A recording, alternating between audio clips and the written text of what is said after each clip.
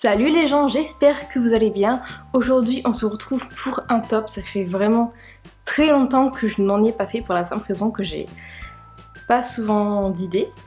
Là j'en ai quelques-unes qui va s'appeler je pense top 5 des romans de mon enfance, de mon adolescence, plus de mon adolescence. Donc on va commencer dès maintenant. Le premier livre que je vais vous présenter c'est une saga que vous connaissez tous. Il s'agit bien entendu de Harry Potter. Là j'ai voulu prendre le livre avec le 6e tome, Le Prince sans mêlé, pour la simple raison que Severus Snape, ou Rogue en français, fait partie de mes personnages préférés, avec Dumbledore et Drago. Mais sinon je parle bien entendu de la saga en général.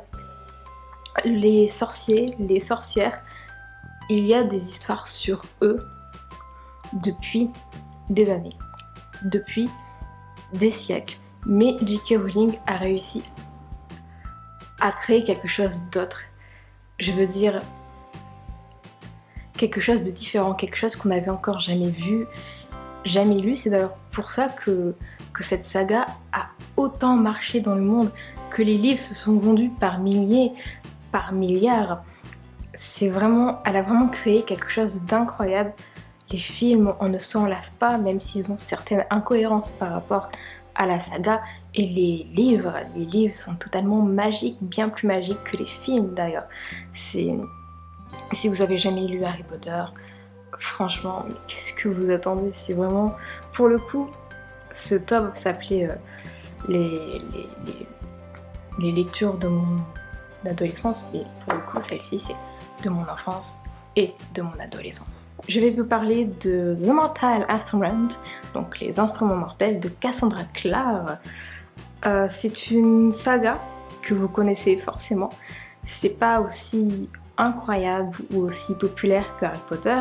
Harry Potter, à mes yeux, ça surpasse absolument tout.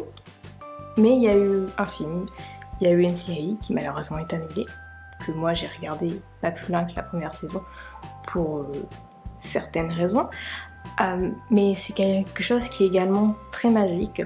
Ce sont des chasseurs d'ombres, donc des chasseurs de créatures obscures. Ça nous montre un univers assez magique, assez incroyable, qui nous emporte très loin, qui nous aspire là-dedans. Moi j'ai vraiment beaucoup aimé cette saga. En ce moment je lis les spin-offs, enfin les préquels il me semble. Donc là je lis celle avec Tessa, qui est franchement pas mal. J'ai lu le 2e tome il y a pas très longtemps d'ailleurs. Vous pouvez retrouver l'update sur ma chaîne en checkant. Je sais pas si je vais penser à mettre la vidéo là-dessus. D'ailleurs j'avais lu que Cassandra Clare était une grande fan de Harry Potter et qu'elle s'était d'ailleurs aspirée pour créer The Mortal Instrument. Je sais pas si c'est vrai, mais j'avais lu ça dans un article il y a perpète. Et je trouve ça assez cool. Mais dans tous les cas, The Mortal Instrument, c'est vraiment quelque chose que je vous conseille. C'est une histoire incroyable qui nous emporte, qui nous aspire très loin. La plume de Cassandra Clare est géniale. Je vous ai déjà dit que je préférais quand c'était quand c'était écrit à la 3e personne. Là, c'est le cas. Et franchement, je sais pas quoi dire. Juste, c'est une saga qui est franchement géniale. J'ai pas vraiment de mots parce que je l'ai lu il y a quand même un bon bout de temps. Je parle vraiment de celle-là, de l'original, pas des préquels. Mais je me souviens que j'avais quand même beaucoup aimé. Ensuite, je vais vous parler de Les Chroniques lunaires de Marissa Meyer.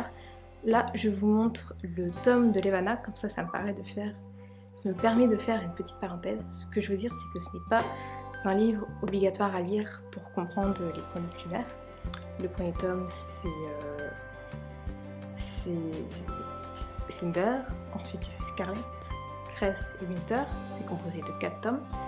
Celui-ci, c'est uniquement sur la reine Levana, pour comprendre pourquoi elle est comme ça, comment elle était avant et pourquoi ça s'est passé. Et c'est quelque chose que si vous avez aimé les Chroniques lunaires, que je vous conseille de lire avant, après, comme vous voulez. Il n'y a pas forcément d'ordre. Donc les Chroniques lunaires, j'en ai parlé pendant longtemps sur ma chaîne parce que c'est une saga qui m'a emporté loin, qui me prenait par les tripes, que en dehors d'Harry Potter, il n'y avait encore jamais une saga qui m'avait pris par les tripes comme ça. C'est inspiré de contes de fées. Par exemple, le premier tome, Cinder, c'est Cendrillon. Scarlett, il me semble que c'est la Belle au bois dormant. Cress, réponse, Winter, Blanche-Neige. Et Levana, c'est la méchante reine. Voilà, et ça a été réécrit de manière futuriste, avec certains personnages un peu robotiques, pas totalement humains. Et c'est une saga qui, franchement, malgré cet aspect conte de fées, est incroyable. Il est totalement incroyable. J'ai adoré lire cette saga, elle m'a emporté très très loin. La plume de Marissa Meyer est incroyable. Si vous n'avez jamais lu Les Chroniques lunaires, c'est vraiment un livre que je vous conseille. Le 4e tome que je vais vous parler, il s'agit des Étoiles de noces Ed de Sophie Djemin. Je suis désolée si je n'articule pas bien, j'ai très soif et j'ai la flemme de bouger. Désolée. Donc, les Étoiles de noces Ed de Sophie Djemin, là c'est les éditions Françoise Vien, que je trouve mais splendide. Je sais pas ce que vous en pensez, mais moi je les trouve vraiment magnifiques. Donc, j'en avais parlé sur ma chaîne il y a très très longtemps. Là, tout ce que je peux vous dire, c'est que c'est une jeune fille, je vais dire jeune femme, mais non jeune fille, qui va en vacances avec ses parents. Il me semble que c'est en Écosse, mais je suis plus sûre. Elle rencontre un jeune homme qui en fait, elle se rend assez facilement compte qu'il n'est pas totalement humain. Je vous rassure, c'est pas un vampire. Mais il n'est pas humain. Donc voilà, c'est une saga que j'avais beaucoup aimée. On m'avait dit qu'il y avait une certaine ressemblance avec Twilight dans le premier tome, mais n'ayant pas lu Twilight, je n'ai pas vu de ressemblance. J'ai regardé les films et franchement ça m'a suffi. Je suis désolée, mais Twilight c'est pas trop mon dada, on va dire. Donc c'est une saga qui est certes un peu gnangnan, mais pas que. Il y a aussi de l'action. Je suis désolée, dans Twilight il y a aussi de l'action. Enfin voilà, là il y a aussi de l'action. Et parfois je suis désolée, autant j'adore les trucs qui pètent de tous les côtés, autant parfois j'aime bien un côté un peu romantique. Ce qui est le cas dans cette saga. Franchement, je sais pas quoi dire d'autre, mais c'est vraiment une saga que j'aime beaucoup. Et puis, un point positif super fort, c'est écrit par Sophie Djemin, qui a une plume incroyable. J'ai lu l'histoire de Noce Ed, j'ai commencé Felicity Atcock, j'ai lu le jour quand la nuit devient jour, qui est incroyable, qui est un roman totalement incroyablement émouvant. En bref, c'est vraiment une saga que je vous conseille fortement. Je suis désolée si je regarde par là, mais il y a mon chat.